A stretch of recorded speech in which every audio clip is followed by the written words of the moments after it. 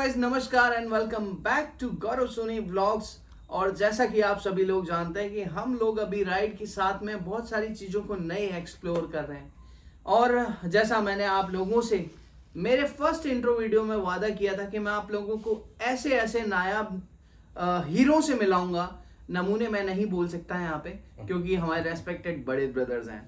तो ऐसे नायाब हीरो से, ऐसे नायाब राइडर से जो बेसिकली सही में राइडर्स हैं, सही मायने में राइडर्स हैं और बहुत सालों से राइड्स कर रहे हैं, बहुत सारी अनुभव जिनके पास है, एक्सपीरियंस जिनके पास में है और किस्से हैं, कहानियां हैं। तो ऐसे ही एक हमारे मित्र हैं, हमारे बड़े भाई हैं निदेश पारिक साहब, जो कि मेरे साथ में हैं। और ये किसी परिचय की मोहताज नहीं है। जयपुर में लगभग सारे राइडर जानते हैं, हिंदुस्तान के कितने भी बड़े से बड़े राइडर्स हों सब इनको इनके नाम से जानते हैं। तो चलते हैं निदेश भाई से बात करते हैं और आज के व्लॉग को स्टार्ट करते हैं। तो गाइज, मैं तो बहुत अच्छे से निदेश भाई को जानता हूँ, but just a sake of camera कि आप लोग नहीं जानते होंगे, तो मैं चाहूंगा निदेश भाई अपने बारे में एक छोटा सा इंट्रोडक्शन आप लोगों के लिए दें। नमस्कार दोस्तों। मेरा नाम निदेश पारिक है, जयपुर से बिलोंग करता हूँ और राइड मेरा एक पैशन है। और बेसिकली मैं ज्वेलरी डिज़ाइनर हूँ बाय प्रोफेशन। और राइड मैंने काफ़ी किए हैं इंडिया में, लगभग जितने भी टफेस्ट पासेस हैं लगभग सारे मैंने किए ही हैं। और मैं एक मेरा पैशन और है, वो मैं योगा इंस्ट्रक्टर भी हूँ। हिमाचल में टीचर्स ट्रेनिंग मैं देता हूँ, योगा क्लासेस देता हूँ। तो गाइज, मैं आप लोगों को बता दूं कि हम ये वीडियो क्यों बना रहे हैं। जैसे कि आप सभी लोग जानते हैं कि आज की तारीख में मोटो व्लॉगिंग एक बहुत बड़ा पैशन बन गया है और बिजनेस भी बोल सकते हैं आप लोग। बहुत सारे यूट्यूबर्स हैं जो इसको पैशन मानते हैं, बहुत सारे ऐसे हैं जो इसको बिजनेस मानते हैं।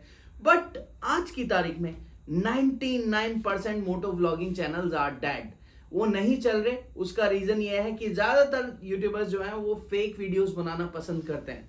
और फेक क्या होता है वो आप लोगों को मालूम है, वो सारे होते हैं स्क्रिप्टेड। तो हम लोग स्क्रिप्टेड वीडियो आप लोगों के लिए नहीं लेकर आने वाले। हो सकता है हमारे वीडियोस थोड़े बड़े हो सकता है हमारे वीडियोस थोड़े से आपको बोरिंग लगे, बट यकीन मानिएगा जो भी कंटेंट आप लोगों के लिए आएगा वो सारा ओरिजिनल होगा।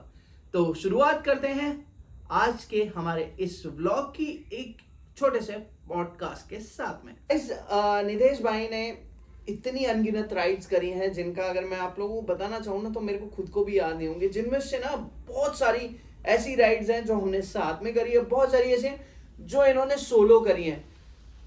कोस्टल फोर कॉर्नर भाई साहब कर चुके हैं, K2K लगभग 2 बार ही कर चुके हैं। लद्दाख ले जिन जो लोगों का होता है ना कि यार एक बार जीवन में लद्दाख जाना है मेरे को, तो ये इनको खुद को भी प्रॉपर याद नहीं होगा कि मैं लेह लद्दाख कितनी बार जाया हूँ। स्पीति ये कर चुके हैं और इतने सर्किट्स इन्होंने किए हैं कि सच पास मैं आपको बताऊं तो मैं बता भी नहीं पाऊंगा कि बहुत सारी ऐसी चीजें हैं। तो नितेश भाई, मुझे ये बताइए कि आज तक आपने जितनी भी राइड्स करी हैं, सबसे पहले ना बात होती है कि आपकी मोस्ट एडवेंचरस राइड कौन सी है? बिल्कुल, मोस्ट एडवेंचरस राइड तो मेरी जो राइड थी पहले वाली, फर्स्ट राइड जो मैंने कश्मीर से कन्याकुमारी किया था सोलो, मैं उसको ही बोलूँगा क्योंकि हमने डिसाइड किया कि 10 सितंबर को मेरे को यहाँ से निकलना है। रैली फॉर रिवर के लिए वो राइड थी, सदगुरु का एक कंपेनिंग था कि रैली फॉर रिवर, तो मैंने सोचा वो मैसेज भी मैं स्प्रेड करूँगा। तो वो उस टाइम पे क्या होगा, जैसे जैसे डेट नज़दीक आने लगी, कोई जानता भी नहीं था, आज तक मैप पे भी जो जगह नहीं देखी, वहाँ से मुझे निकलना था। पहाड़ों पे भी अलग एक्सट्रीम अलग कंडीशंस थी, फ्लैट रोड पे भी सब कुछ। तो जैसे जैसे डेट नज़दीक आ रही थी तो मेरे को क्या नींद आनी बंद हो गई थी। मेरे को लगता था कि है ना कैसे होगा, क्या होगा, सब होगा। तो लेकिन धीरे धीरे जब स्टार्ट किया करता गया तो मेरे को लगता है कि वो राइड मेरी सबसे एडवेंचरस थी। उस राइड से कुछ ऐसी चीज आपने सीखी जो आपके आगे की फ्यूचर की राइड्स में काम आई? बिल्कुल, बहुत सारी चीज़ें ऐसी थी कि जैसे अब जैसे हम लोग को मैं फर्स्ट राइड पर जैसे जा रहा हूँ तो लोगों ने एकदम ले जैसे मेरे को ले में खारडुंगला टच करना था, मेरा जो यहाँ से जयपुर से पहले खारडुंगला, फिर वहाँ से मेरे को टॉप टू टिप कन्याकुमारी तक जाना था। तो क्या हुआ कि जब यहाँ से गया तो लोगों ने बताया कि भाई आप ये सामान लेके जाओ, ये आपको हेयर ड्रायर भी लेके जाना है, आपको ये कुछ टैबलेट मेडिसिन की ये भी आपको लेनी है अगर वहाँ पे आपको ऑक्सीजन की दिक्कत हो, ये वो सब चीज़ें। तो क्या हुआ कि आज मेरे को समझ में आता है कि जितना कम सामान हमारे पास में हो वो सबसे ज़्यादा जरूरी। जैसे अब मैं फॉरेनर्स को भी देखता हूँ तो वो लोग बहुत जरूरी चीज़ें उनके बैग में होती है ना। एग्जैक्टली। तो आजकल मैं शायद एक जींस होती है मेरे पास में सिर्फ, और एक जींस पहन के चलता हूँ जिससे मैं राइड करता हूँ, क्योंकि और उसके बाद में वो पूरा 1 महीना में निकाल देता हूँ 2-3 टी शर्ट से। तो जरूरत ही नहीं पड़ती उन चीज़ों की। तो एग्जैक्टली ऐसा ही होता है जब हम लोग लॉन्ग राइड पे रहते हैं ना, अगर 7-8 दिन का प्रोग्राम है तो हम 7-8 जोड़ी तो उसमें कपड़े डाल लेते हैं और ये सोचते हैं कि यार ये भी कम पड़ेंगे, बट ऐसा नहीं है क्योंकि नितेश भाई के पास में बहुत एक्सपीरियंस है और उसी एक्सपीरियंस और से ये बता रहे हैं। बहुत सारे कपड़े तो काम भी नहीं आते हैं। Exactly, मतलब वो पड़े ही अपन रह वो जाते हैं। पड़े ही रह जाते हैं, फिर ये लगता है कि यार अगली बार जाऊंगा तो फिर से कम करूंगा। हम्म। तो कुछ तो ये चीजें थी। फिर क्या है कि डिसिप्लिन सीखा।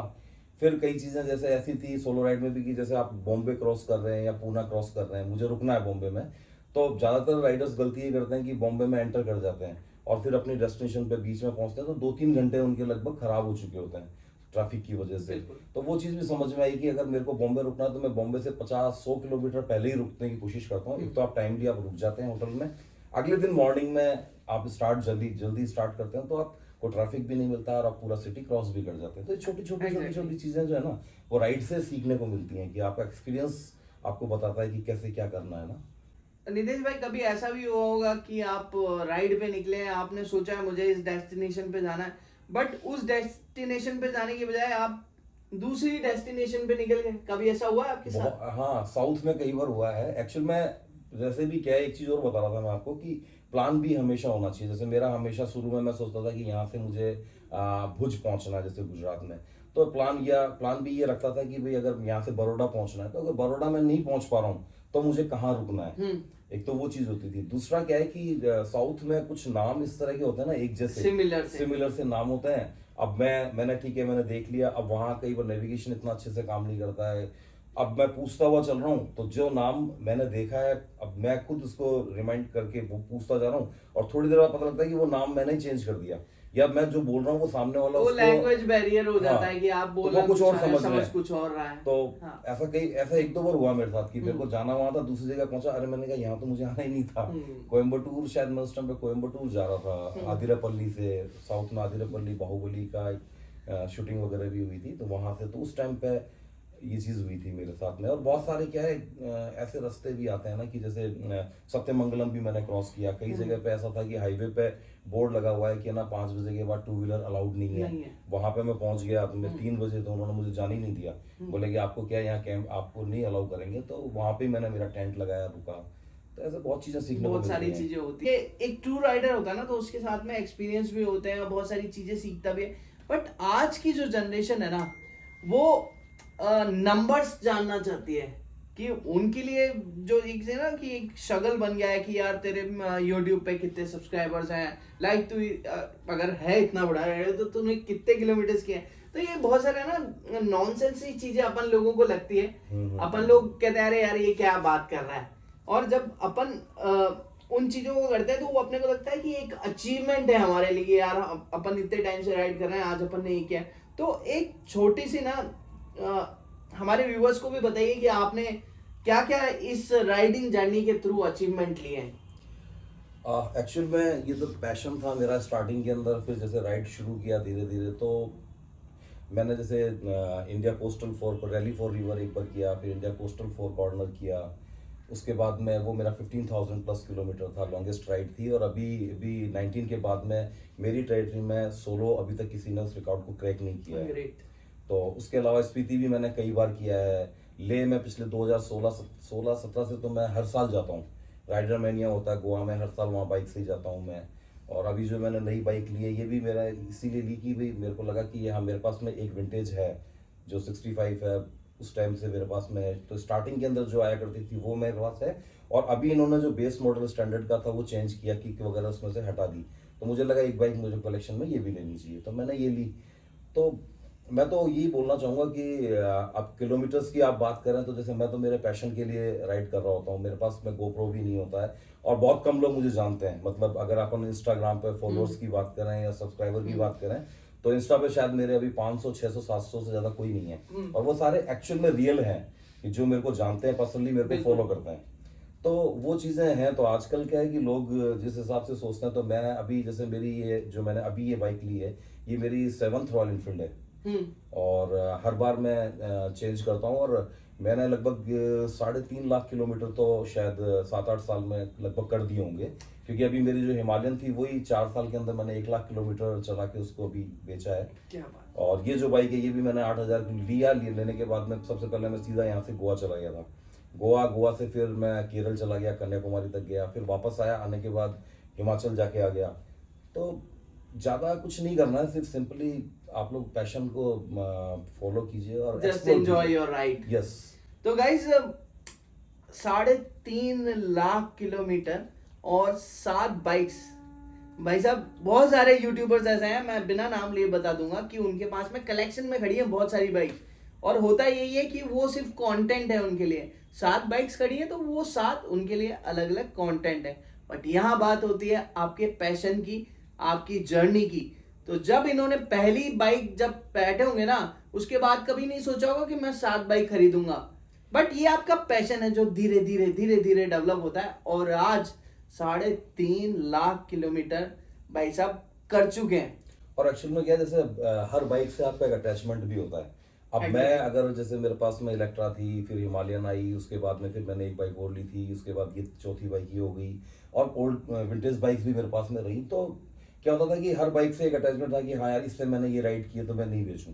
लेकिन मेरे लिए बहुत मुश्किल होता है, क्योंकि हम लोग मतलब आप देखिए कि हर एक राइड पे ही आपके लाखों रुपए, आप जितने की हिमालयन थी, शायद मैंने इंडिया कोस्टल 4 कॉर्नर किया तो 2-2.5 लाख रुपए तो मेरे एक महीने के अंदर वैसे ही खर्च हो गए थे, रहने के, खाने के, बाइक का मेंटेनेंस है, 40,000 का पेट्रोल हो गया एक ही महीने के अंदर। तो हम लोग नहीं भी रख पाते हैं। तो यहाँ पे मुझे ना एक इन्हीं के बातों में एक क्वेश्चन और जनरेट हो गया, जो मैं मेरे से भी बहुत लोगों ने पूछा है, और शायद बहुत सारे यूट्यूबर्स से लोगों ने पूछा होगा। तो वो क्वेश्चन भी मैं जरूर नितेश भाई से पूछना चाहूंगा। नितेश भाई मुझे बताओ कि यार अब जब राइड पे निकलते हो तो बहुत सारे एक्सपेंसेस होते हैं, तो फिर आप उसको कैसे मैनेज करते हो?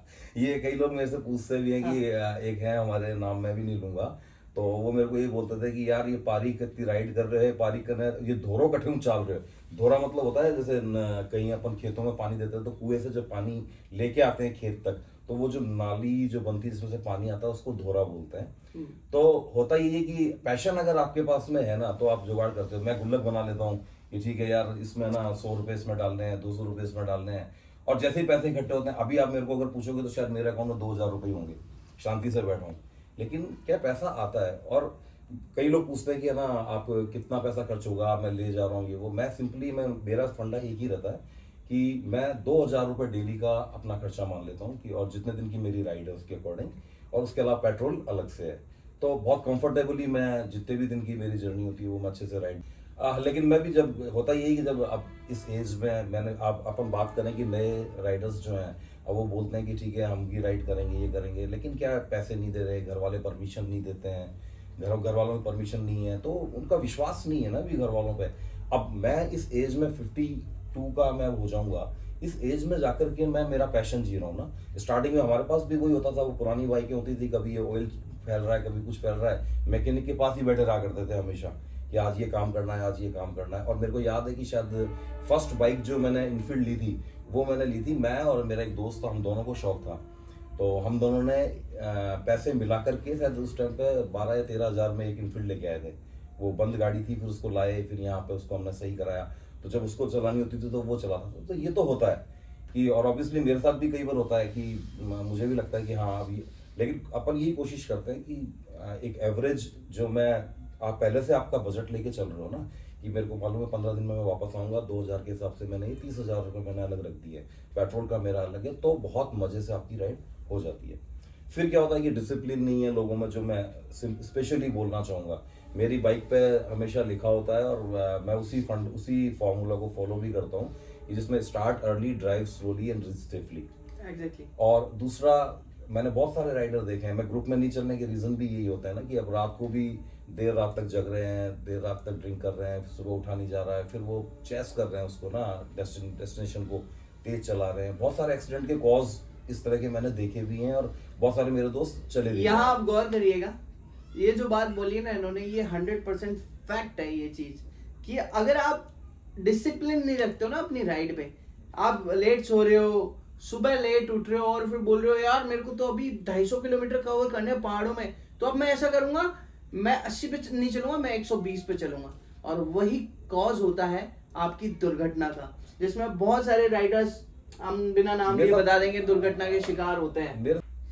तो ये जो चीज होती है ना कि आप चलो हम आपको पकड़ लें, कैच कर लेंगे, ये चीज़ नहीं होनी चाहिए। आप अपनी कंफर्ट जोन में चलाओ, आपको जितना चलना है चलाना है, आपको उतना ही राइड करो ना। मैं शाम के बाद कोई राइड नहीं करता हूँ, जैसे 6-7 बजने लगते हैं तो मैं कोई ना कोई जगह ढूंढ लेता हूँ कि जहाँ मेरे को रुकना है। तो ये बहुत सारी, और सुबह 5 बजे उठ करके मैं स्टार्ट करता हूँ। उसके अलावा जैसे अब मैं योगा भी, मेरा जैसे मैं टीचर्स ट्रेनिंग भी देता हूँ, मैंने योगा भी किया है, तो आपकी बॉडी भी फिट रहती है। और लंबी राइड्स के लिए क्या होता है कि ये चीज़ें हैं कि आप खाली पैसा होने से भी काम नहीं चलता है कि आपके पास पैसा है या आपको घर वाले परमिशन देते हैं तो उससे भी काम नहीं चलेगा ना। कई सारी चीज़ें हैं, आप टाइम भी चाहिए, आपको पैसा भी चाहिए, घर वालों की परमिशन भी चाहिए, और आपकी बॉडी भी इतनी फिट चाहिए कि, तो ये सब चारों पांचों चीज़ें मिलती हैं तब जाके एक परफेक्ट कॉम्बिनेशन बनता है राइडिंग का। गाइस, यहाँ हमने बात करी एक्सपीरियंस के बारे में, यहाँ बात करी हमने राइडिंग जर्नी के बारे में, और अभी तक हमने कुछ भी सवाल ऐसा नहीं था कि जो हमने सोच के आए हो कि हमें क्या पूछना है। तो एक ये रैंडम हमारा पॉडकास्ट था, और आई होप कि आप लोग एंजॉय कर रहे होंगे। तो मेरे 2-3 छोटे से क्वेश्चन और बचे हैं जो कि आप लोगों के भी क्वेश्चन है, तो पूछते हैं डायरेक्ट नितेश भाई से। तो नितेश भाई कि आपको इतने साल राइड करते हुए हो गए, आपने लगभग पूरा इंडिया देख लिया, सब तरह का क्लाइमेट, सब तरह का सरफेस आप देख चुके हैं, तो अब क्या सोचा है आपने कि एक है ना, एक स्टॉपेज होता है लाइफ का, जैसे कि या आप एक डिजायर्ड पॉइंट होता है। जैसे कोई यूट्यूबर है तो उसने चैनल स्टार्ट किया तो वो सोचता है कि यार मेरा 1 मिलियन हो जाएगा ना तो बस मैं यहाँ रुक जाऊंगा, फिर मैं कुछ और सोचूंगा, या मेरे 5 मिलियन हो जाएंगे तो मैं यहाँ सोचूंगा। तो क्या आपने अपनी राइडिंग जर्नी, जो आप ऑलरेडी इतना सब कुछ कर चुके हो, तो कहीं क्विट करने के बारे में सोचा है या क्या सोचा है? नहीं नहीं नहीं, एक्चुअल में क्विट तो ये तो एक पैशन है। और आज जो राइडर, मैं इतने सारे राइडर्स को जानता हूँ जिन्होंने आज बाइक खरीदी है, आज ही जाके राइडिंग गियर खरीदे और राइड शुरू की, हाईलाइट भी हुए, लोगों से मिले जुले, आज उनका पता ही नहीं है वो कहाँ है। उनके पास, मैं देखता ही नहीं हूँ उन लोगों को। कितने सारे ऐसे स्वयंभू राइडर बने हुए हैं जिनके मैं नाम नहीं लूंगा, जिनको मैं कभी राइड पे नहीं देखता, लेकिन आज जहाँ भी आप किसी इवेंट में जाओगे, वहां जाओगे, वो ऐसे खड़े होते हैं कि बहुत सीनियर राइडर हैं।